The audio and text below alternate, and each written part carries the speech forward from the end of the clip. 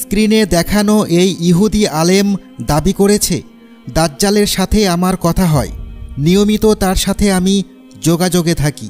এই ইহুদি আলেম এটাও বলেছে, খুব শীঘ্রই দাজ্জালের আগমন প্রকাশ পাবে, কারণ তার আবির্ভাবের শর্তগুলো দ্রুত পূরণ হচ্ছে। প্রিয় বন্ধুরা, আপনার মতে কি বলে?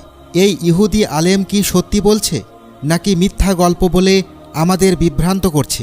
চলুন তাহলে শুনে আসি বিস্তারিত ঘটনা। ততক্ষণ আপনারা ভিডিওটি সম্পূর্ণ দেখে আপনার মতামত কমেন্ট বক্সে লিখুন। বন্ধুরা, দাজ্জাল এমন একটি ফিতনা, যেটি থেকে রক্ষা পেতে আমরা বিশ্ববাসী মুসলমানেরা গত 1400 বছর ধরে নবী করিম হজরত মুহাম্মদ সাল্লাল্লাহু আলাইহি ওয়াসাল্লামের হেদায়েত অনুযায়ী আশ্রয় চাইছি। শুধু আমরাই নয়, আমাদের পূর্বে খ্রিস্টানদেরকেও হজরত ঈসা আলাইহিসসালাম দাজ্জালের ফিতনা সম্পর্কে সতর্ক করেছিলেন।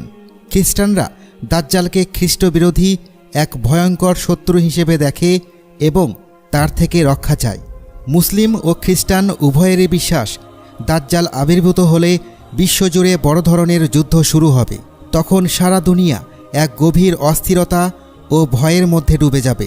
তার ফিতনার কারণে মানবজাতির উপর বড় ধ্বংস নেমে আসবে, যাতে সে তার কর্তৃত্ব কায়েম করতে পারে।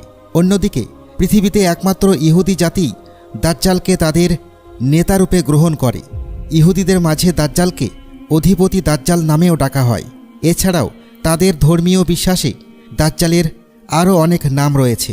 তারা দাজ্জালকে মুক্তির পথ ও পরিত্রাণের প্রতীক মনে করে। প্রিয় বন্ধুরা, এখানে একটি বিষয় স্পষ্ট করা জরুরি। সব ইহুদি দাজ্জালকে এভাবে দেখে না, বরং তাদের সেই সংখ্যাগরিষ্ঠ অংশ যারা শয়তানের উপাসক, তারাই দাজ্জালকে নিজেদের একছত্র অধিপতি মনে করে। এর পেছনে মূল কারণ হল, দাজ্জালের আগমনের মাধ্যমে তারা আবারও বিশ্বে নিজেদের আধিপত্য প্রতিষ্ঠার স্বপ্ন দেখে। এ কারণে তারা দিনরাত দাজ্জালের আগমনের জন্য প্রার্থনা করে, যেমনভাবে মুসলমানরা ইমাম মাহাদির আগমনের জন্য দোয়া করে থাকেন। প্রিয় বন্ধুরা, ইহুদি জাতিই পৃথিবীর একমাত্র জাতি যাদেরকে আল্লাহ তাআলা বারবার সম্মান ও ফজিলতের মর্যাদায় ভূষিত করেছেন। পবিত্র কুরআন, তাওরাত ও ইঞ্জিলে এর বহু প্রমাণ পাওয়া যায়। আল্লাহ তাআলা তাদের উপর একের পর এক নিয়ামত বর্ষণ করেছেন, কিন্তু এর প্রতিদানে তারা দেখিয়েছে অবাধ্যতা, ষড়যন্ত্র আর ধোঁকাবাজি। তারা এমনকি চেষ্টা করেছে আল্লাহর বিরুদ্ধে অবস্থান নিতে। নাউজুবিল্লাহ। তারা তাওরাতের মতো আসমানি কিতাবকে মিথ্যা যুক্তি দিয়ে বিকৃতি ঘটায়। আর এ কারণেই যে জাতিকে আল্লাহ সবচেয়ে বেশি নিয়ামত দিয়েছিলেন, সেই জাতিকেই তিনি আযাবের শিকার করেন। ইহুদিরাই একমাত্র জাতি যারা বহু নবীকে শহীদ করেছে, অথচ নিজেরাই নিজেদেরকে আল্লাহর পুত্র বলে দাবি করে এবং আজও সেই দাবিতেই অটল। হজরত ঈসা আলাইহিসসালামকে আল্লাহ তাআলা পাঠিয়েছিলেন তাদের হিদায়াতের জন্য, কিন্তু তারা তাকেও অপমান করে। তখন আল্লাহ তাআলা তাদের উপর সমস্ত নিয়ামত বন্ধ করে দেন এবং দুনিয়ার সামনে লাঞ্ছিত করে তোলেন। এরপর শেষ নবী হজরত মুহাম্মদ মুস্তাফা সাল্লাল্লাহু আলাইহি ওয়াসাল্লামকে পাঠানো হয় সমগ্র মানবজাতির পথপ্রদর্শক হিসেবে, কিন্তু ইহুদি জাতি তাকেও অস্বীকার করে। প্রিয় বন্ধুরা, ইতিহাসে যদি আমরা ইহুদি জাতির দিকে তাকাই, তাহলে দেখতে পাই এই জাতিকে বারবার তাদের ভূমি থেকে উৎখাত করা হয়েছে, এক অঞ্চল থেকে আরেক অঞ্চলে নির্বাসিত করা হয়েছে। অথচ ইহুদিদের প্রকৃত জন্মভূমি ছিল মিশর। সেখান থেকেই তারা হজরত মুসা আলাইহিসসালামের নেতৃত্বে হিজরত করে প্রবেশ করে কিনান নামক অঞ্চলে, যা বর্তমানের ফিলিস্তিন এলাকা। কিন্তু এই ভূমিতেও তারা স্থায়ী হতে পারেনি।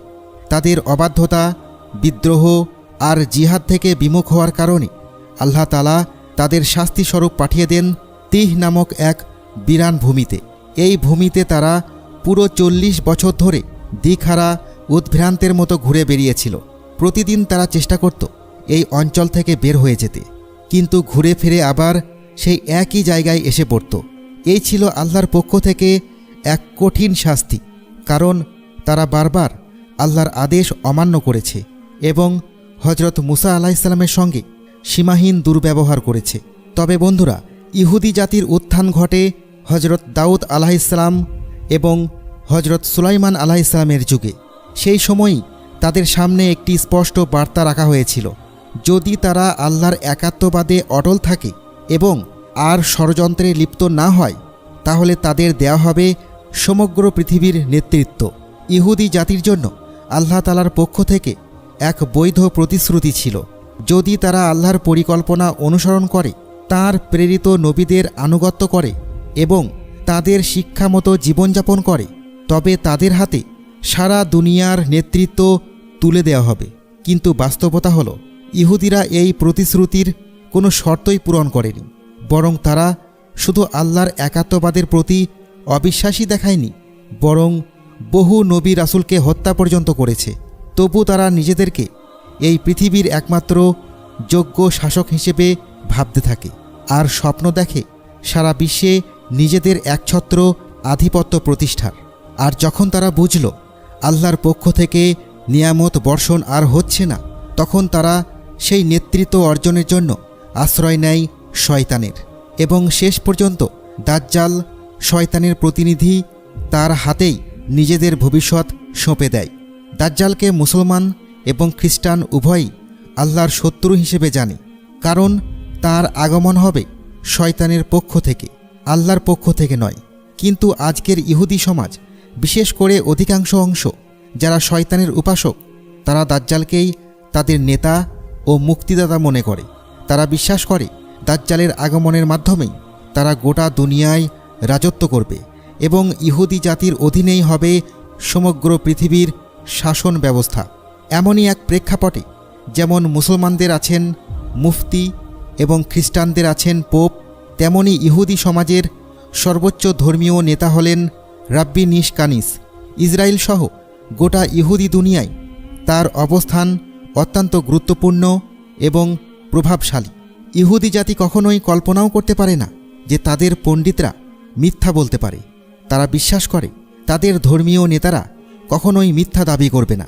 একদিকে ইহুদিরা দুঃখিতভাবে প্রার্থনা করছে যেন দ্রুত দাজ্জাল আবির্ভূত হয়, অন্যদিকে তাদেরই একজন প্রভাবশালী রাব্বি দাবি করেছেন, আমি দাজ্জালের সাথে নিয়মিত যোগাযোগে আছি এবং তার আগমন খুব শীঘ্রই ঘটবে।